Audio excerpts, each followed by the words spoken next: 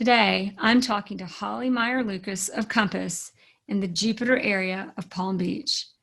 Being a real estate agent representing celebrities and professional athletes in over 100 transactions a year and in the market where celebrities such as Selena Gomez and top athletes such as Tiger Woods reside, Holly is well known for her expertise. She has been in many interviews for her work with professional athletes.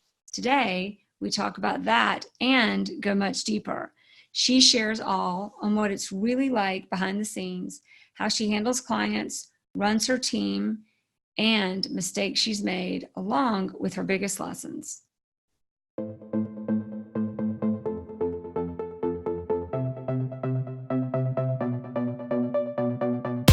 Thanks for listening to the Jere Metcalf podcast, where top real estate agents tell how they do it. This podcast was created for real estate agents across the country to come together, sharing ideas to take your, their, and our business to the next level. All right, everybody, it's the Jere Metcalf podcast, and today we are so excited to have Holly Meyer Lucas of the Juniper area of Palm Beach with us from Compass. Holly, thanks for coming on the show. So excited to have you.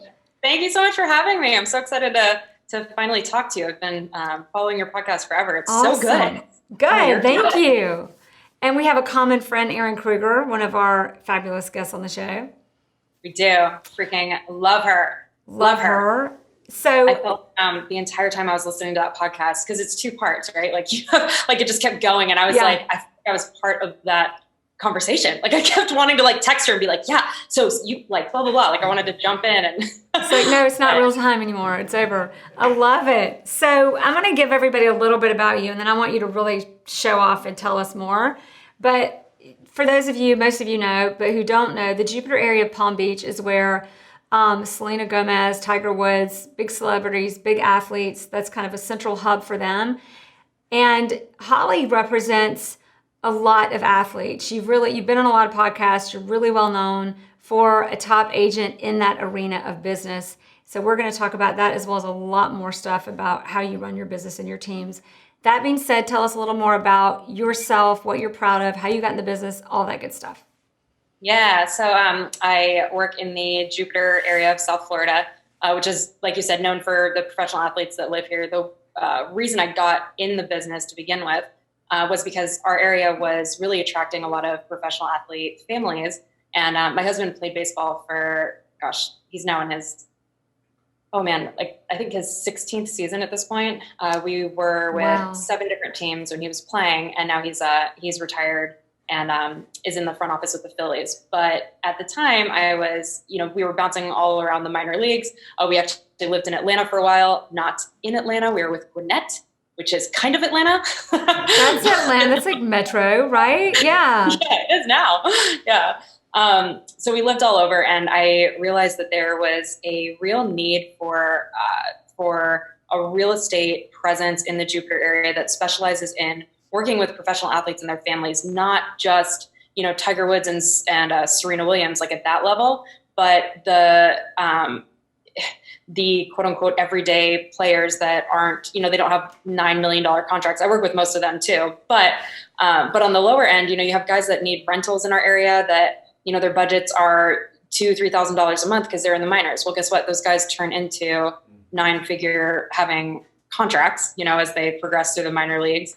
And Juniper is kind of a hub for that, guys coming and going. And with the PGA too, we have tons of golfers that are here. Tiger's probably the most famous, but actually no, Brooks Koepka probably is now. Wow. We have, so all walks of life here in the Juniper area. I have a team of 18 women, and we have a pretty heavy back office. So my marketing team is split into different segments, and then my transaction team is split into different segments as well. Interesting. Okay, so here's my thing. Like, it's like, where do we begin? Because you've got the sports entertainment arena, you've got the marketing, and then you've got your team structure, and then you've got all these women. So we're going to hit on all of those because I want to know what all of that looks like. Let's start with,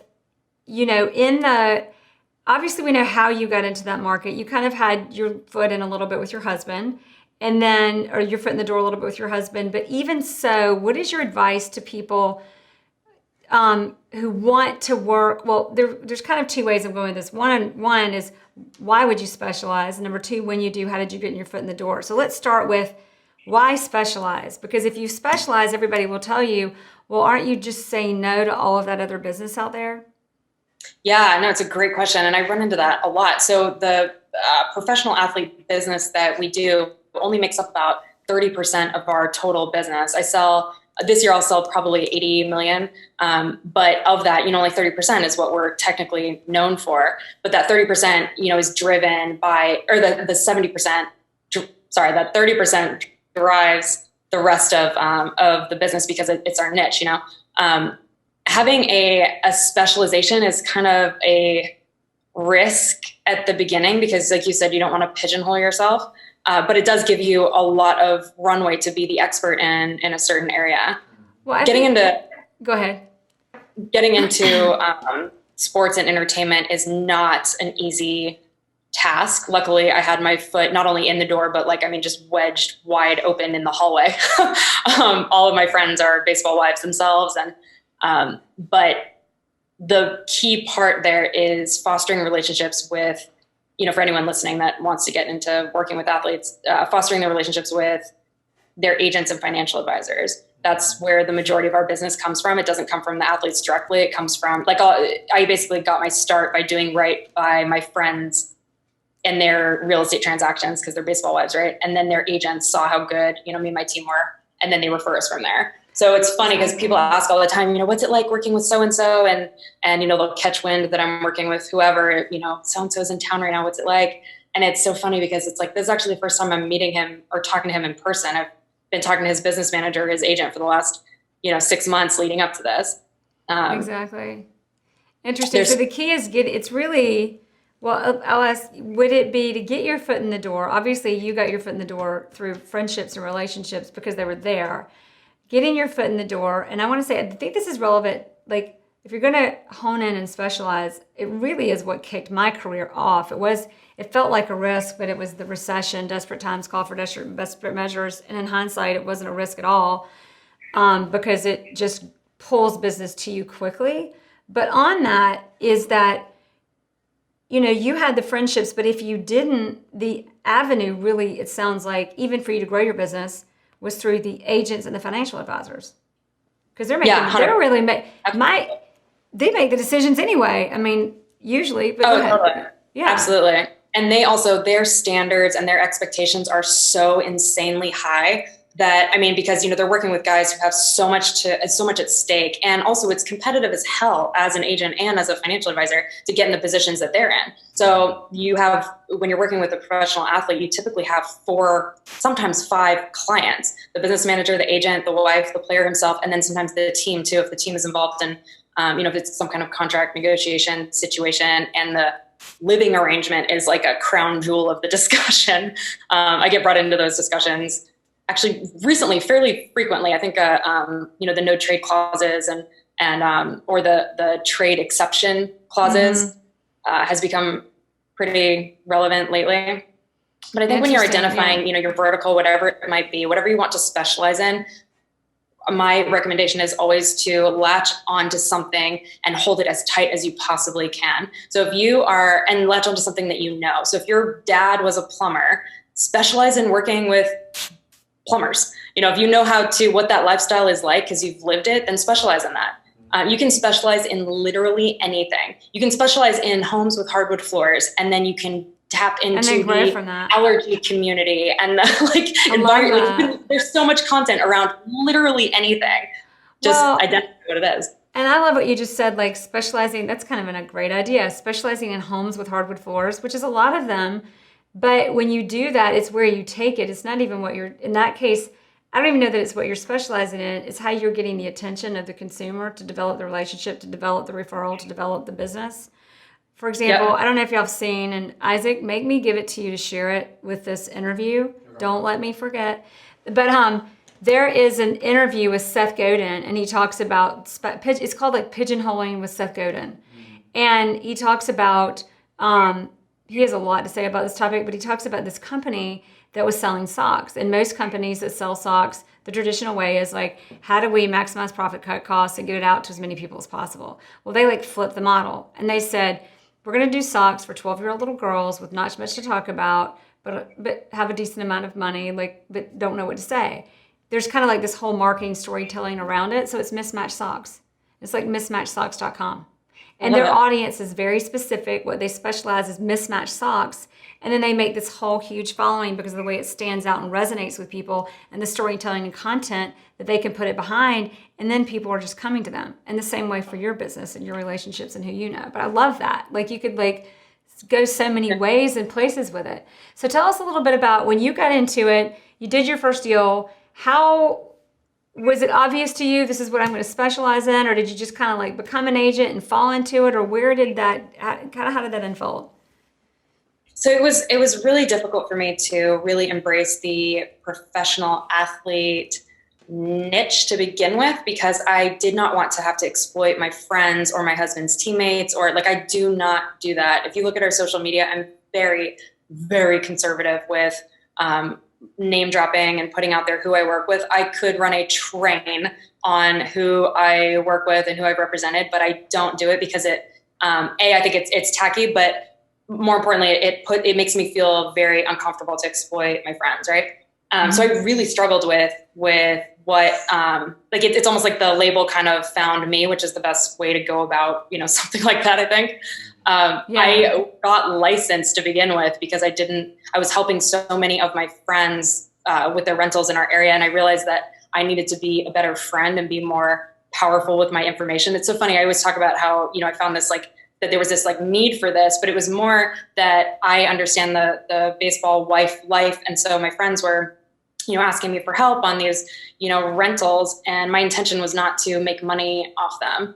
And, I think that that's the best way to go about any business. If you're passionate about it and passionate about helping, it's so funny. I'll go from showing multi-million-dollar homes to getting a phone call from a single mom who, found my cell phone number somewhere and she needs a rental and her budget's, $1,200 a month.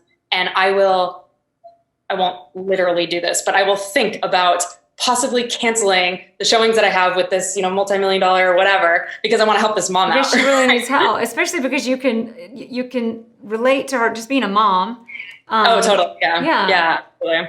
Yeah. But I think that's why realtors, so I have 18 women that work for me, and it's not by design, but it's because I think women just make the best realtors.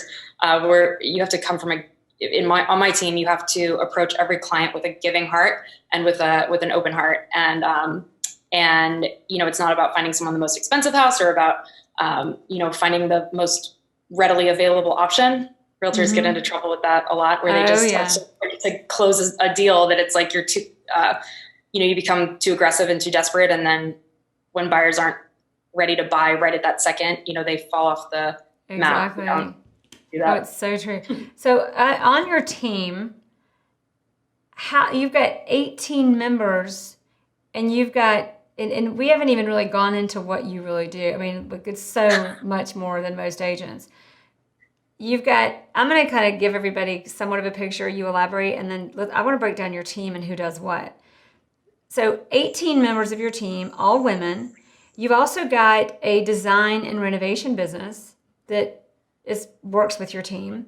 And now you've got a TV show happening that I think it's because of your design and renovation business. So you've got a lot going on. This 18 members, they're not even are they part of the design and renovation business, or is that something completely separate? They cross over. So my mom actually runs our design and renovation business. And so the reason I started that business to begin with was because I recognize that buyers in this day and age, they show us their Pinterest boards, they add us to, these Instagram saved screenshots, and everyone wants, these things that they find the inspiration on the internet, right? Mm-hmm. And so instead of us I realized that instead of us trying to find the, white, bright kitchen that everybody keeps sending us, I've gotten that picture, the same one like 5 times, right? Instead of trying to find the house that has that, let's find you the house in the school district that you want, with the yard that you want, within your budget. And then we'll just make the kitchen, that part's easy. Like we can put a kitchen like that within a budget anywhere. You know? Exactly. So Yeah. the first time I did that and encouraged the buyer to do a renovation, I didn't have any resources, and I didn't realize how freaking ridiculous it can be working with contractors. Mm-hmm. I don't know how it is in Atlanta, but in South Florida, our market like this there too. I mean, our market's booming here. So getting a contractor to show up cold, meaning like, hi, I'm Holly. We've never met before. We have no relationship. Will you please help my buyer understand how much it'll cost to renovate this home? Like, there's no contractor in the world that will show up for that on the spot in our area. Yeah. So instead I basically said, okay, well, now you work for me, and so you will show up and you will provide quotes, and good idea. I love that. Massive amount of business out of us, but the biggest thing is being able to give a buyer an understanding of what it will cost to do XYZ ABC. So literally, this is the space, this is what they want, how much will it cost, and in what time frame. And then it just spiraled kind of out of control from there. Oh, and having that business, where it sounds like you were able to not only get the contractors there, but get the jobs done in a timely manner. Yeah, that's the biggest part. Sometimes we'll negotiate, I actually want your opinion about this, because I really, we've negotiated contracts where we will let, like, the buyer will be allowed to do a renovation during escrow, and, with various deposits and agreements. This is for your seller or for your buyer? Or this if I represent the buyer. Okay. So they will, so things like starting flooring, so that when we close, we have a completed product. And so the buyer is, obviously extremely exposed, but we've never had any issues with that, with not closing or I don't know. Every time I bring this up to another agent, they're like, oh my God, don't do that. That's such a liability, but it doesn't. Oh, well, see, I've had situations where that came up, and in your shoes, or now the whole Compass Concierge thing, I'm like, we could have done that. Like if we had been on both sides, Compass, we could have totally, or you could have done that. But I haven't. But every time nobody wants to take on the risk to even approach it. And for me, the last time I had that, yours was the buyer, mine was the buyer, but the seller wouldn't do it. The seller wouldn't agree to it. You have to find, obviously, the seller has to be on board with it. But so how do you get everybody to agree to that? How do you get everybody to agree to that kind of stuff before closing? I love it. Well, it's a lot of negotiation. And obviously, I'm a freaking ninja with that. But you are too. Takes one to know one. I haven't done it. I haven't done that. So I haven't done that one yet. So teach me. Anyway, so the Compass Concierge thing has been, the whole Compass Concierge concept is something that we've already been doing for a long time, and now Compass providing the backbone to be able to do it on the seller side is phenomenal. That program is it just absolutely blows our business out of the water. Well, and you probably use the Compass Concierge, because Compass Concierge, I think it's a little bit confusing. It's really just the funding. It's just we're fronting the money. And it's just, here's the money ahead of time. Literally, that's what it is. And it's paid out at closing. There's no concierge. You happen to have a business that is concierge that does that. So on the topic of the team, we were talking about the different components, 18 members. Part of that, just everybody's got to be asking the same thing I am. You've got the renovation component. In the renovation business that you have, you are controlling the quality of what's being done, but at the same time, you still got to control the people on your team. How do you manage that and oversee that? Maybe that's for the whole team, but especially on that renovation side. It's a lot. Our renovation business has really turned into a kind of a monster, but I have a really good team in place on that side. My mom is the design renovation expert on my team. And so, which is super handy, by the way, any realtors that are listening to this, get someone on your team that knows construction. It's so useful in all capacities of real estate, right? But my mom so the handoff happens and this is where we struggle actually too. So when we close with a buyer, I will hand that buyer off to my mom, and she will take it and run with it with her team. It's really difficult for me to let go sometimes because, if I'm working with a buyer, for like a year and, they've told me all about how they want, let's say, barn doors, like that they love barn doors, right? But then my mom decides to pivot them into something else. And I'm like, no, like that's but what they love want. barn doors, right? Yeah. I'm like, but you've no, owned that's it. the whole point of this house.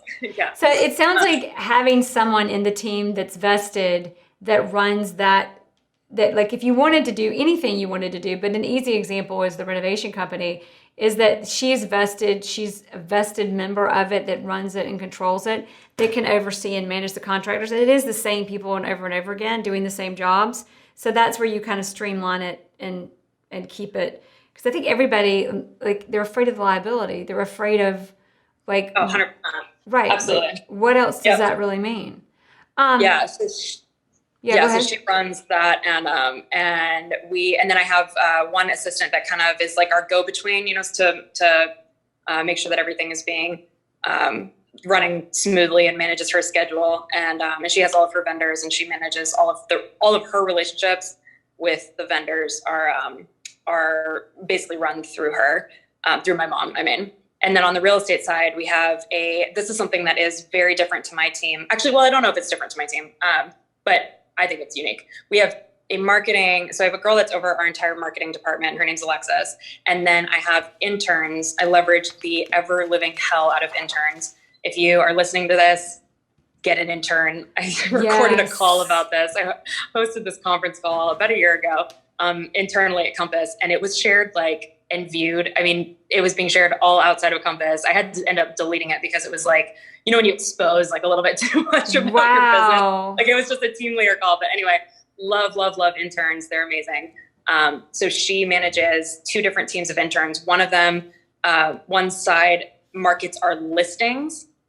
The other side markets us. So it's two very different sets of marketing activities. And that's something that is really important to me. I bring that up in my listing presentation, that we're not, we have two different budgets. We have two different sets of tasks.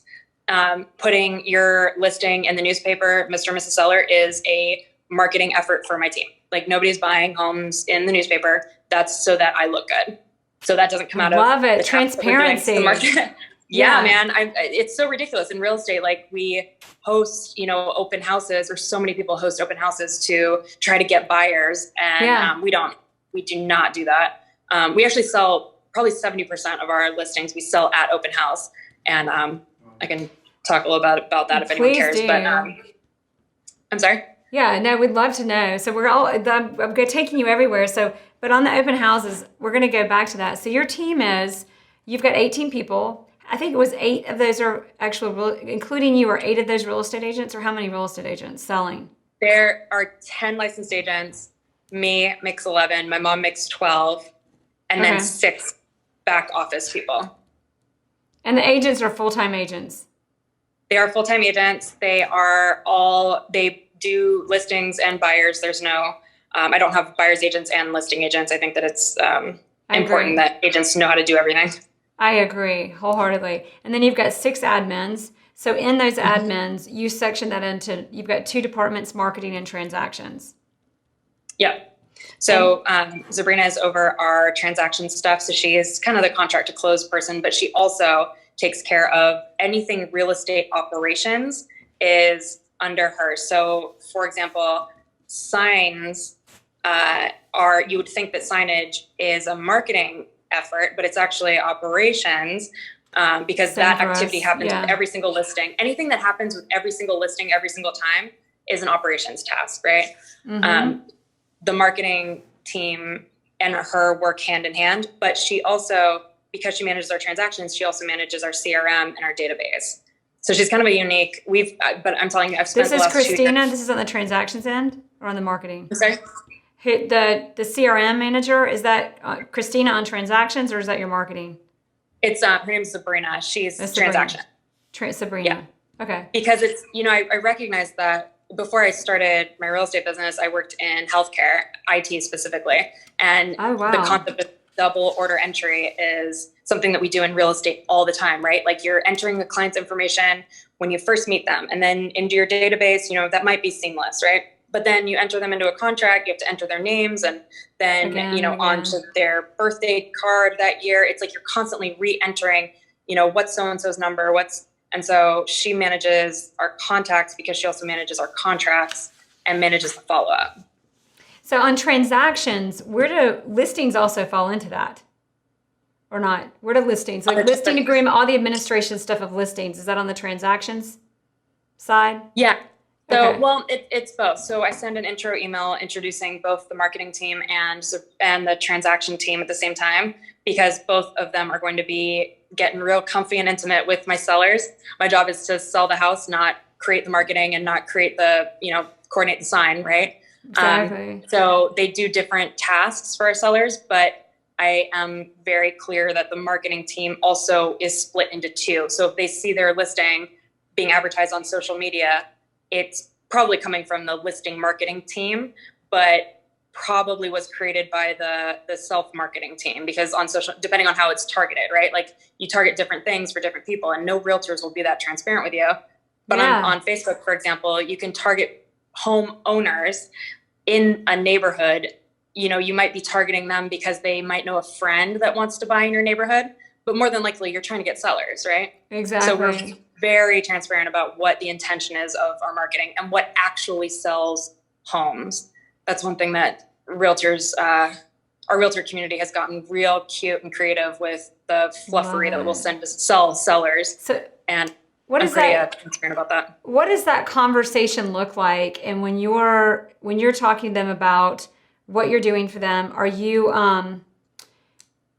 what are the things like open houses, for example? Open houses can be used to win listings, but at your open houses, you have great success. So what's the difference between your open houses and the rest as one of many? Yeah, I'll tell you exactly what it is. Our open houses are geared toward creating a safe environment for brokers to send their existing buyers when they're not available on the weekends. It is by far and away the most traffic that come to our open houses are not, people that are driving down the street and, oh my gosh, I want to buy an $800,000 house. No, that's not exactly. So we're targeting brokers. We're letting them know that they're totally protected. We'll make them look good. And that's the thing they know, the agents in our area know that if they send a buyer to our open house, it's, oh my gosh, I love Celeste. That's so awesome. You're in great hands with her.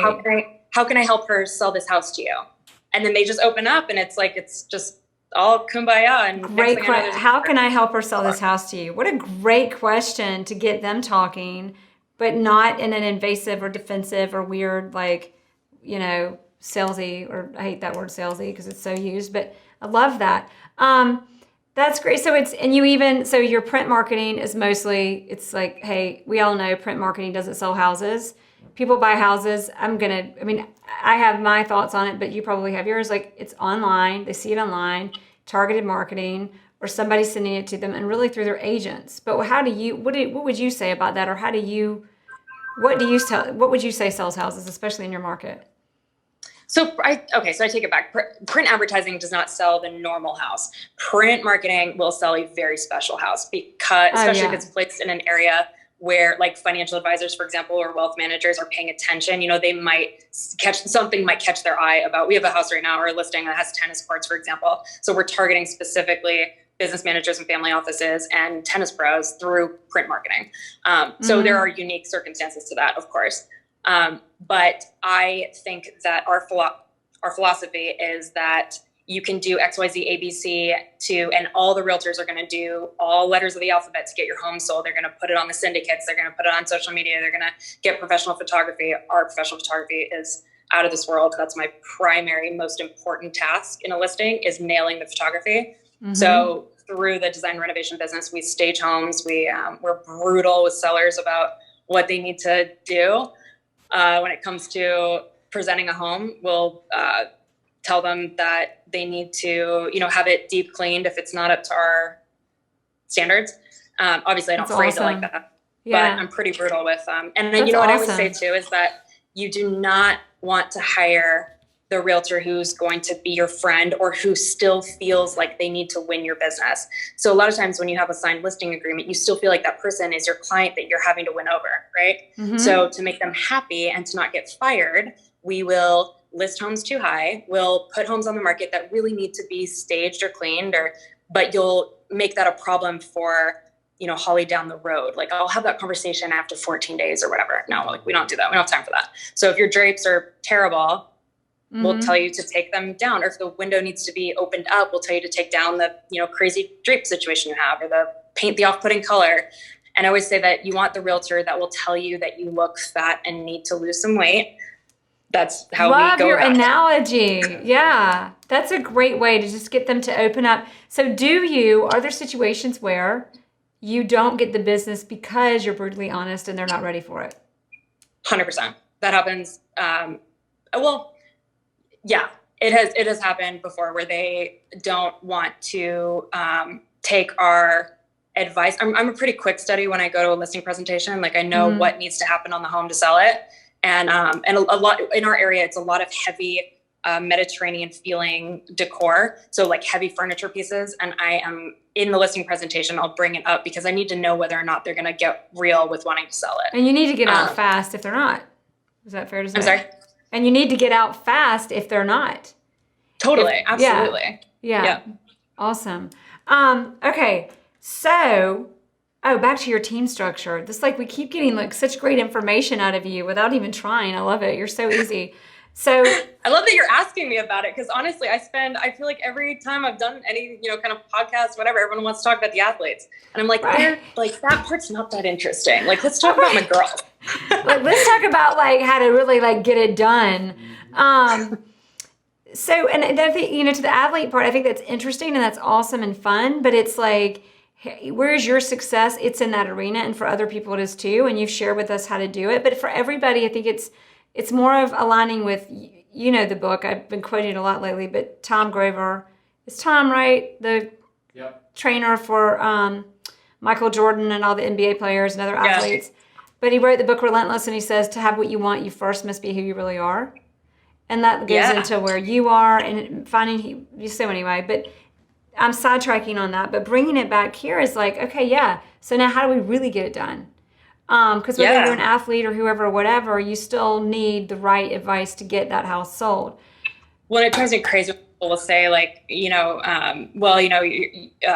have all those connections, through your husband and, you live that life. So, and it's you have no idea the type of conversations that I have to have and that I have to slay when I do get the call, right? When an agent calls me who just negotiated a $300 million contract and he wants to know that I'm going to take care of his guy, I have to be really, really on point, right? Exactly. Well, there's that. And I always say you can have all the money and all the connections and everything in the world, but you've still got to know how to pull it together and make a deal happen.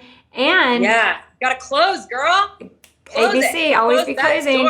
Well, the other thing is in doing that, you've also got to be able to, if you get too much opportunity too quickly and you don't know how to handle it, you might have just crushed your future success. So there's 100. A lot, it just kind of it's not you got to leverage what you've got, but sometimes the biggest disadvantages can be the biggest advantages. They have been for me. And then some of the biggest advantages, if you're not careful, can be some of the biggest what appear to be advantages can be some of the biggest disadvantages if you're not prepared for them. Your on-point conversation with a $300 million deal. 100%. And these conversations, and how to set up your team. Go ahead. That's you do not want to duplicate what we're saying if you're a brand new agent. When I first started, you have to do the deal for free. You have to hustle. You have to do the rentals. You have to do all the dirty, nitty gritty things. You have to give your commission away. When I first started, I sold a handful of homes for free because I needed something under my belt, right? You can't, you have to recognize what you are and what you're able to sell too. But that's where, real estate's an amazing opportunity for people to jump in and work with. I would have given my left arm to work under you, when I first got my license, right? And you just have to be a sponge. Well, now I need to come work under you. So learn how to do this renovation company. We should all just go work under Erin is what we should do. Erin Kruger. So kidding. She only does 500 deals a year. I mean, geez, with 10 people. So back to your team. Everybody else is probably thinking of 1,000 other questions they want me to ask, but I want to finish this team structure because I love it. So 12 active agents and 6 admins and 2 departments in admin, marketing, transactions.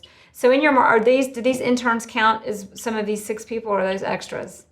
Yeah, they do. They do. We usually have 3 interns, and then I have one like associate marketing person who will kind of rove. Like usually if someone goes back to school and they can stay on, I'll usually give them kind of an upgrade, but we usually have one that's kind of a floater. So you've got two. So you've got one person overseeing each department, and then interns underneath each of those. Yeah. Okay. Awesome. That's so.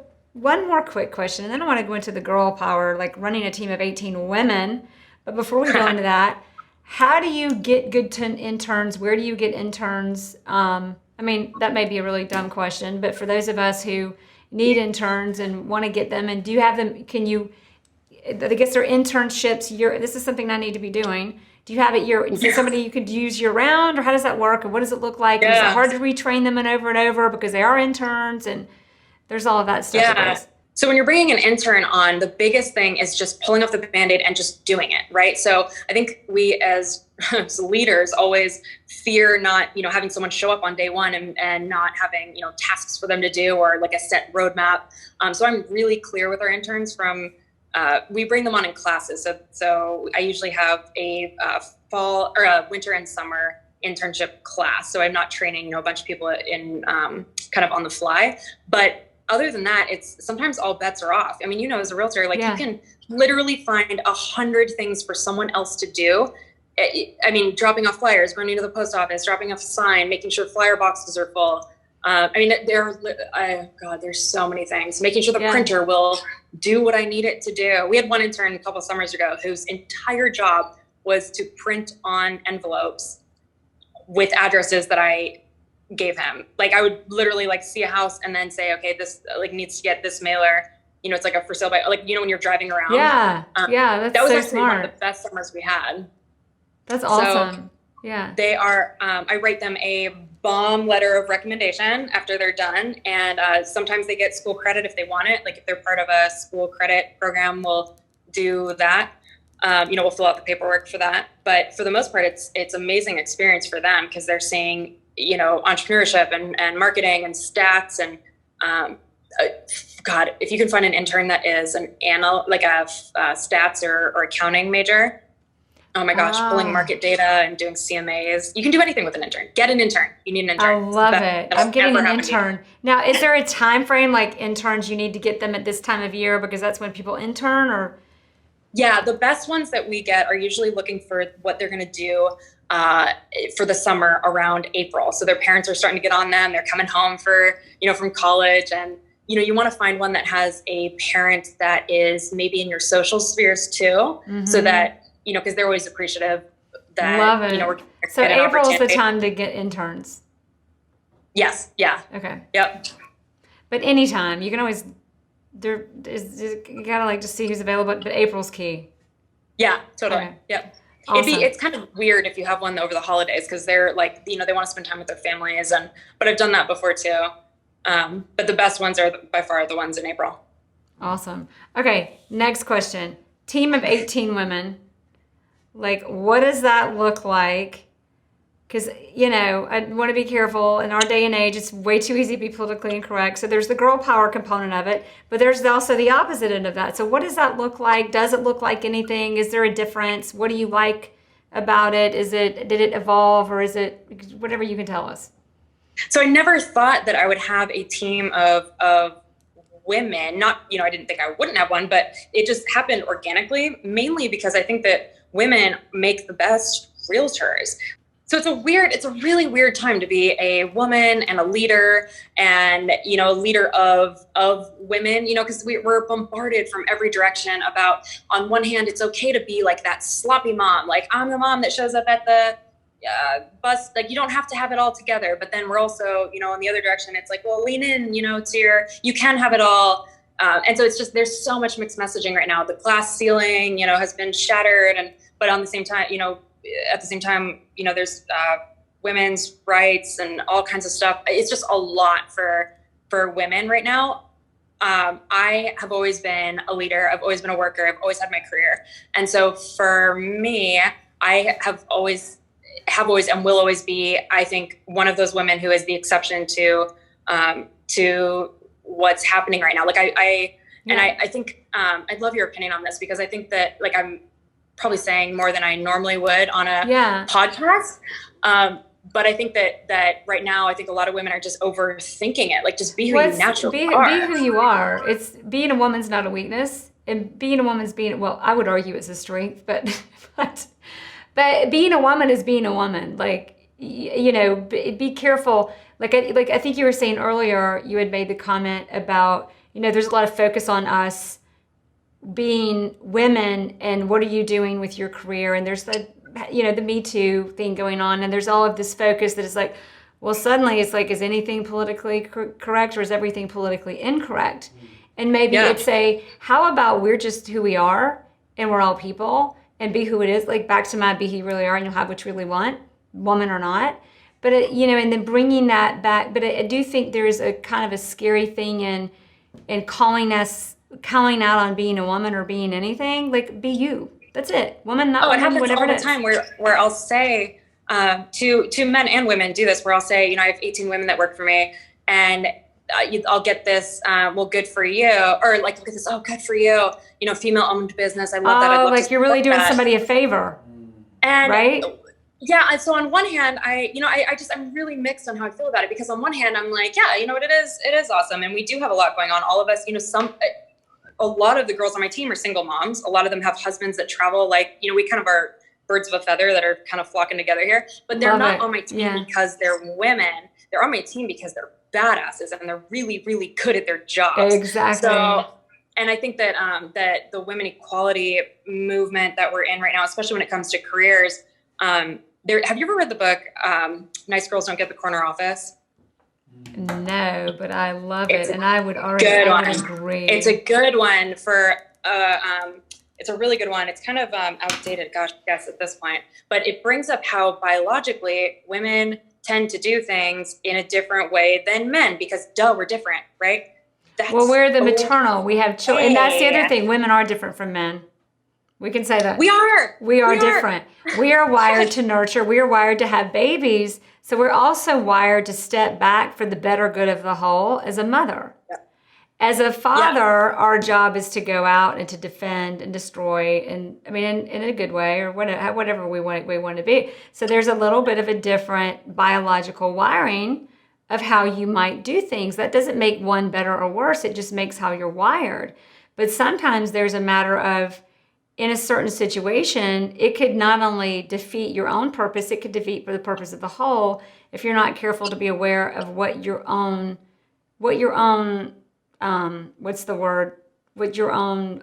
habits is the wrong word, but kind of your intuition is the wrong word. But what you might be inclined to do if you don't step back and have a little, I hate to be cliche because Gary Vee says it all the time, but self-awareness.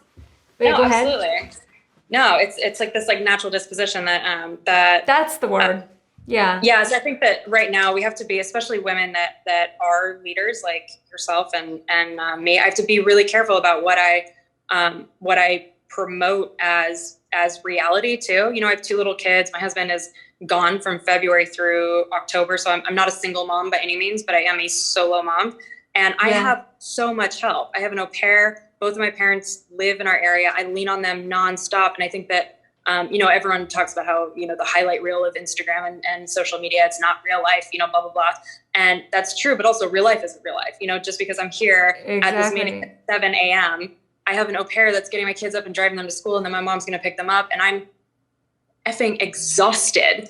And, you know, we're really right now as a female community, especially moms are really outspoken about, you know, being okay to be that mom at the bus stop that doesn't have her act together. And on one hand, I do love that. But I think it's just too much commentary right now. Like everyone needs to just put your head down and work, you know, from the leaders. I mean, don't be afraid to be the badass that you are either. Totally. And but you're obviously not, but don't apologize for it either. Don't apologize. Like, I think, God, I've been in so many conversations where the chick is a total badass, right? But it's a group setting and she will downplay how amazing she is because it'll make the rest of the women feel uncomfortable. Now that's an interesting one. Moms. Yeah. I love that, what you just said, because I don't even think about it, but I've recently become self-aware that I'm like, you know, there are a lot of situations where I downplay, and when I haven't, I've even kind of been sorry for it, probably wrongly. Um, Yeah. but yeah, that's interesting. And it goes back to what we were saying earlier. Like sometimes we are almost like there's that disposition to step back for the greater of the whole, even though in situations that's not really what it is, but that's why we're doing it. And on the men's side, there's just this whole different angle Yeah. on how it's. But I think the key is like don't be apologetic for whoever it is you are. Just be who you were wired to be, because whatever that is better than what everybody else might think they want you to be. 100%. Oh my gosh. Yeah. 100%. Yeah. We're gonna do like a whole interview on this topic. So, Oh my gosh. so we might have some know. haters. Okay. I think there's something so interesting in that. I remember seeing this thing on one of the Insta accounts that I follow about how, you should never make yourself smaller to make the person you're talking to feel more comfortable. And it just resonated so much with me because I see so many women doing that, myself included. And then you put yourself in a position of disadvantage when you do need to, say, oh, but by the way, I sold 200 homes last year. Hold on. I'm not well, just and a here's realtor. so and the girl power component of that is like for me, it's like, damn, good for you. Like, how did you do it? Let's talk about that. And how much fun was it? And what were the challenges? And what can I learn from you? And what can I share with you? And we're here and not for very long. Like, let's just embrace it all and enjoy it and not judge anybody for whatever it is. If you don't want to do it, if you do want to do it, let's embrace it and love it and run with it. Totally. I am so you can sit with us person.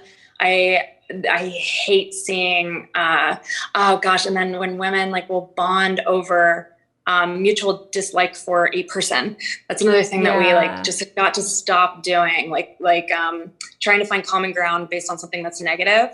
And it happens in our realtor community a lot, in our area in particular, where someone will be like, oh, well, I just saw you did a deal with, Lori. How did that go? And it's they're trying to bait you into it, aligning yourself with them, in a way that's wait a minute. So it's don't do that. So back to Erin Kruger, Energy Bus. Has she, I'm sure,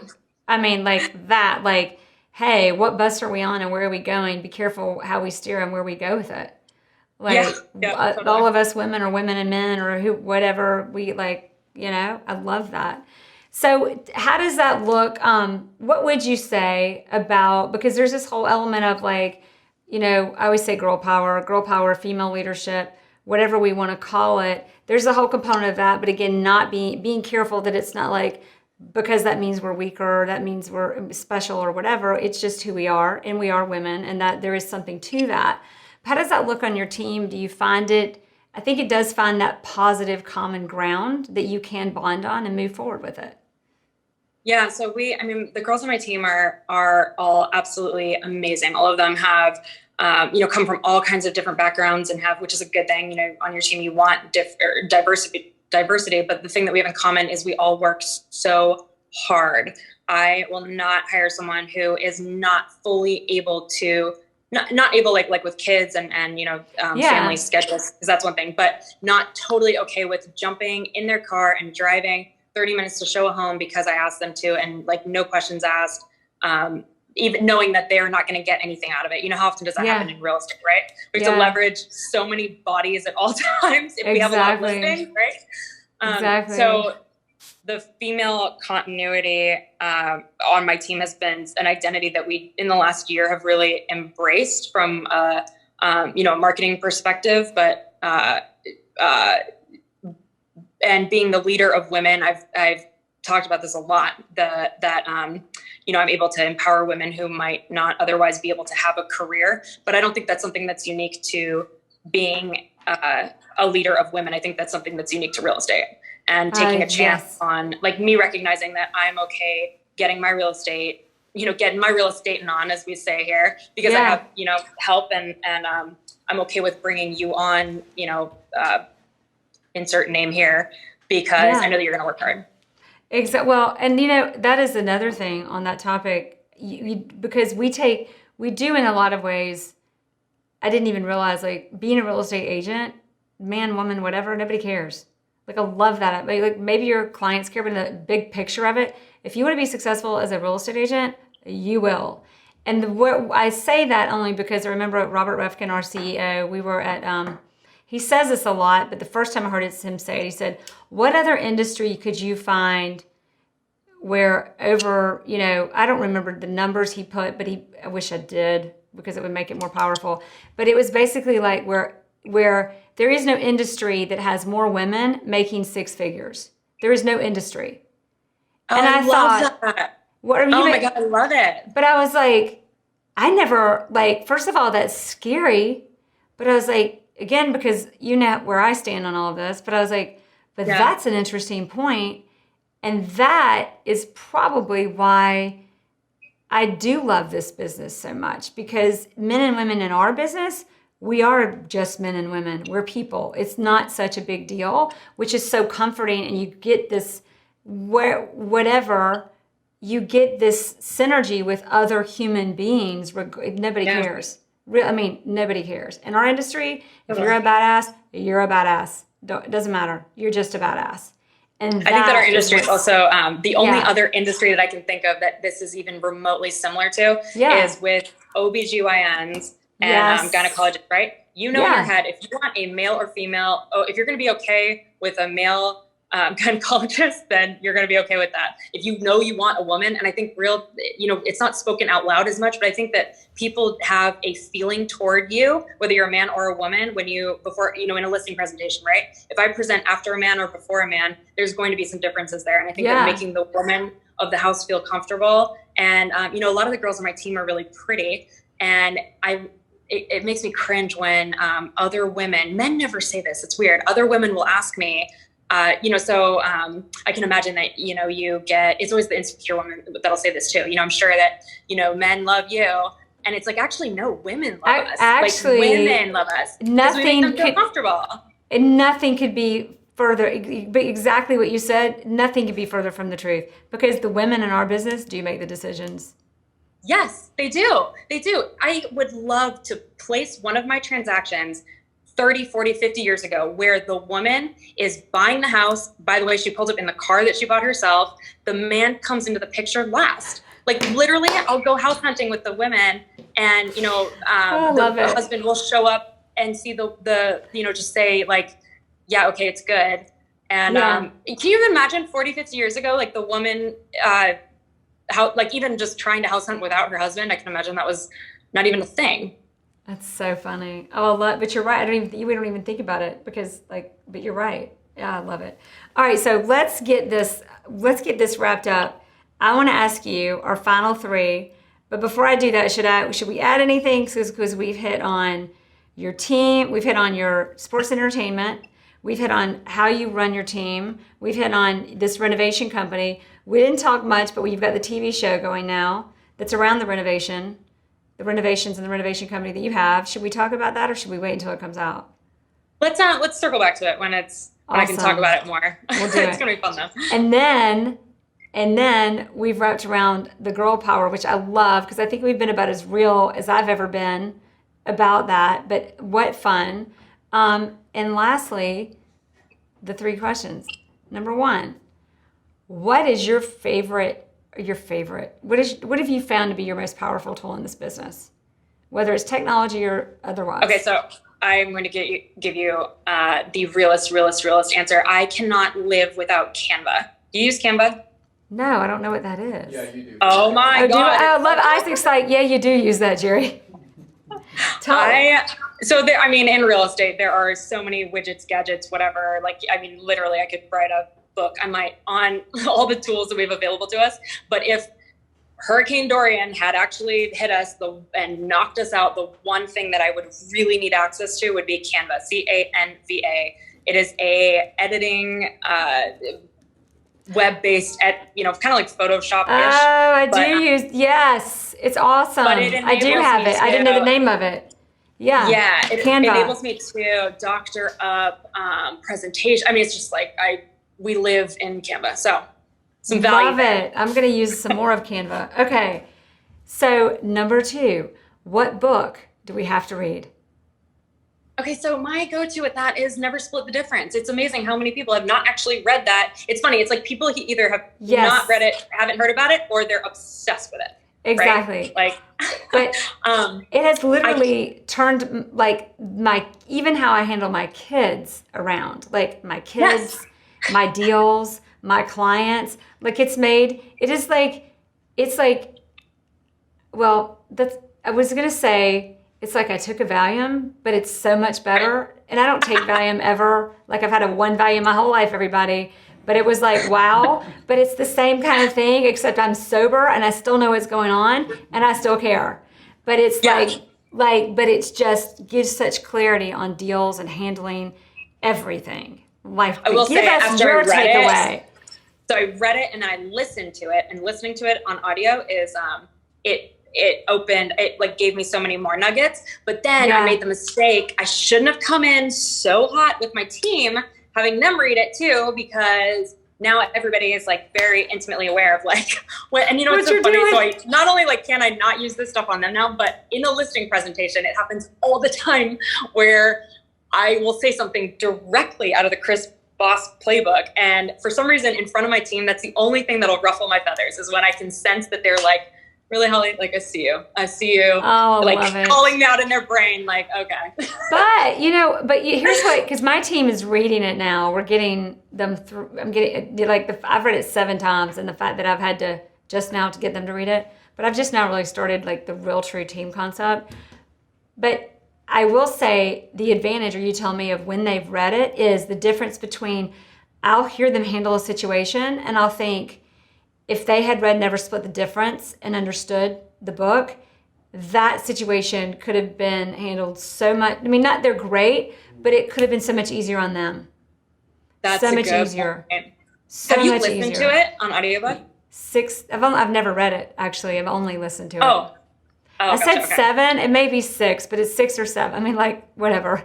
A lot. It's a good one. And it's a good one. The way he wrote it too is really, and God, I wish more authors of, these types of books would do this, recognizing that your audience is going to be an entrepreneur or someone that's like, interested in that kind of stuff. So his stuff is so bite-sized that you can just jump in anywhere and immediately, like, I wish more audiobooks and podcasts were like that. Yeah. Well, it gives you stuff you can truly apply. I mean, it's life-changing. I really have you read Atomic Habits? No. What is Atomic Habits? Yeah, that's a good one too. Do you remember the author? Just recently. So I share with my team. I have every morning I text them right as I'm leaving my house, and I almost do it as this like routine thing. And I text them what podcast I'm listening to on the way to work, and and I do that so that they. You mean it's not the Jere Metcalf? You mean what episode of the Jere Metcalf podcast on your way to work? I'm kidding. Yeah, exactly right. No, that's what you meant, right? Yeah. Yeah. I loved your one with Levy. That was a really good one. We're gonna re-release that one because what was the name of the movie? War Dogs. Yeah. We didn't even tag War Dogs because he was like the War Dog. He's like the guy. Yeah. Like he was the guy. So Levy is like a pretty good friend of mine, right? So he's in Miami. My last name's Meyer too. We do this we have these like lofty goals of doing this because his team is called the Meyer Group and mine was the Meyer Lucas Group. And so we had, when we joined, anyway, blah, blah, blah, love him. And I had no idea that he was involved in that. No idea. Yeah. I mean, I didn't know. I guess I did, but it was funny how it came up. But yeah, that whole, he has stories that are in the movie that he shares in the interview. And you're like, oh my gosh, I remember that scene in the movie. Crazy. Like if you can negotiate that, you can negotiate anything. So Atomic Habits, back to that. So what's the moral of that story? Atomic Habits, and who's the author? Yeah. So this morning text is like part of my, so what? No. I was just remembering what you were saying. Oh yeah. So it's funny. My team has almost become, and they don't really know this, but one of the reasons why I do that is because they've become like an accountability partner of sorts for me, because they know that when I'm leaving my house, if they're on floor time or if I need them to be doing something God, they always say this, from The Devil Wears Prada, she's on the move. She's on the move.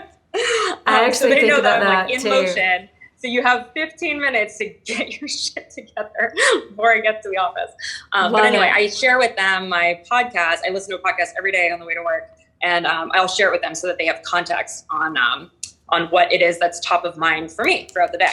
Yeah.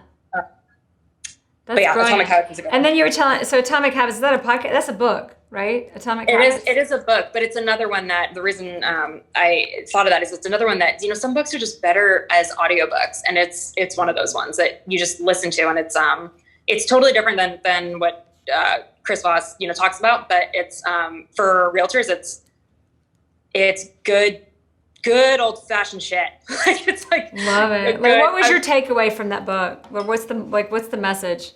Consistency. So doing things on a consistent basis. If you do, so the theory of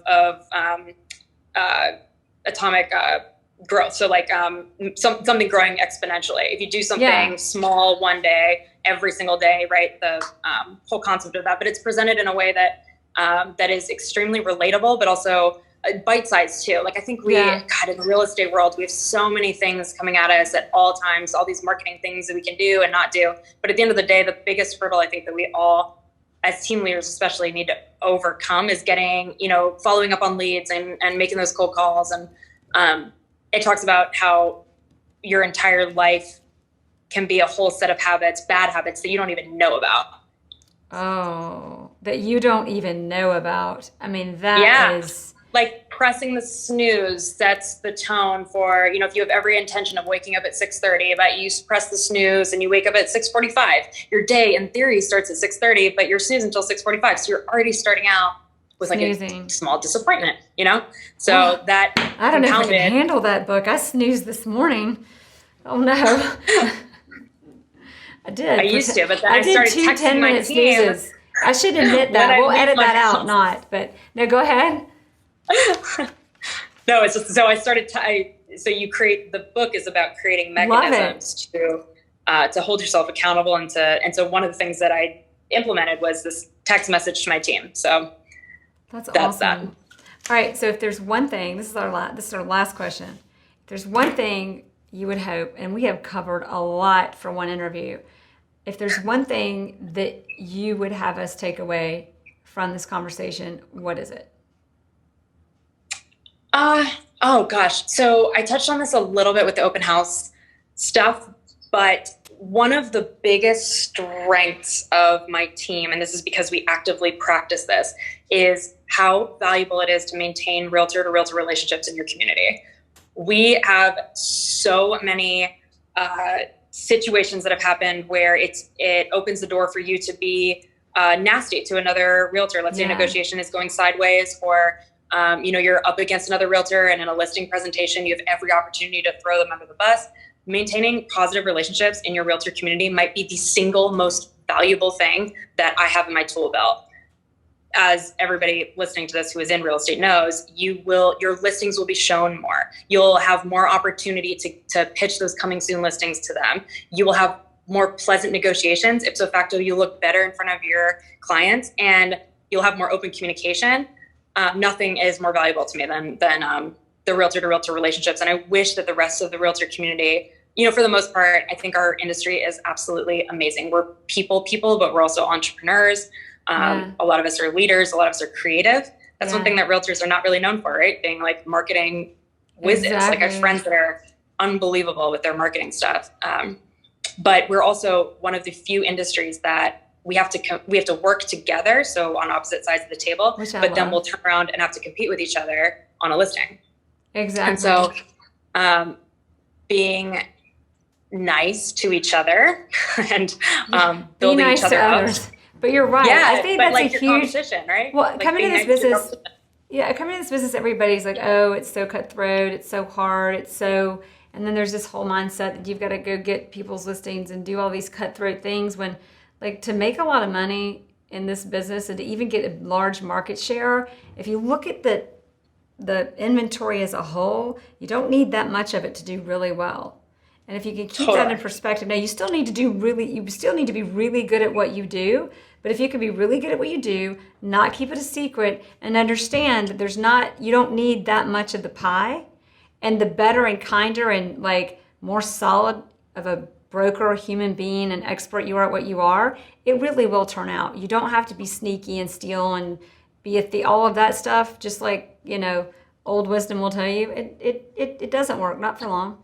I mean, totally not for long is the pivot point there. yeah. If you're a seller, man, don't hire someone with a bad cutthroat reputation. You do not want the agent that immediately starts talking about how good of a negotiator they are, because that means not a lot of people are going to be showing your listings. Like agents will do that, right? Unless they read Chris Voss 7 times, because that negotiator knows how to let, I cannot help myself, but really they let, that negotiator knows how to let other people have her way or his way. And that negotiator knows that when you leave a deal, however the deal turns out, the key is having everybody walk away happy. Totally. 100,000%. Yes. Yes. It's just how you negotiate. I had to say that, y'all. Not to interject on you, because this is your interview, but I love that topic. I love it. It's honestly, I'm so obsessed with that book and the concepts that it's really refreshing to hear that it's like not my weird obsession. It's not your weird obsession. It's our weird obsession. It is that. And Matt Breitenbach, have you watched his interviews? Yeah. He loves. I think, well, we talked about that. Yeah, we talked about that before we were recording. He loves Chris Voss. He met Chris Voss before his book came out and had a phone call with a seller who he'd been wanting a price reduction or needing a price reduction with for like a year. It was obviously a big one. And he said he listened to Chris Voss. There was like an intermission. I don't think the book had even come out yet or had just come out. He has a conversation with his client, and it was just really like practicing empathy, frankly, as you know, because you've read it, for those of you who haven't. And he says he gets off the call, and his client asked for, I think it was a $200,000 or more price reduction, or it could have been more than that. It was huge. And he was so excited. He ran back to Chris and was like, Chris, it works. And Chris, I don't know if you've ever met him, but he's like this. He's like, no. He's like, yeah. Like, he was like, good. Like, of course it did. Like, he didn't even have anything to say. Like, yeah. Like, he said he was yes, I know. I wrote the book. Right. I know. Right. I love it. Of course it works. I love it. It's so funny. Awesome. My team will do that. Like, they'll come back and tell me, because I literally, like, they don't have a choice. I'll play the audiobook in our office. And even if people can't concentrate because they're listening to it, like, I'm like, just suck it down. Like, good for choke you. It down, because you need to know this stuff. Well, shift your mindset before you get even a call for difficult conversations. When I listen to that, even if it's for just a blip, like just a minute, it shifts my mindset to remind me of, like, ground me, reality, everything to apply to have a productive conversation. Yeah, I think that's one thing that, God, and we can wrap this up. Sorry, I keep you're going to have to, the editing on this is going to be a total nightmare. No, it's actually not. It's like, no, we're going to play it out. We're going to play the whole thing out. It's too good. What are we going to edit out? One of the things that drives me nuts is when people say that they are a good negotiator or they negotiate for a living, right? How many times has a seller said that to you? Well, I negotiate for a living, so...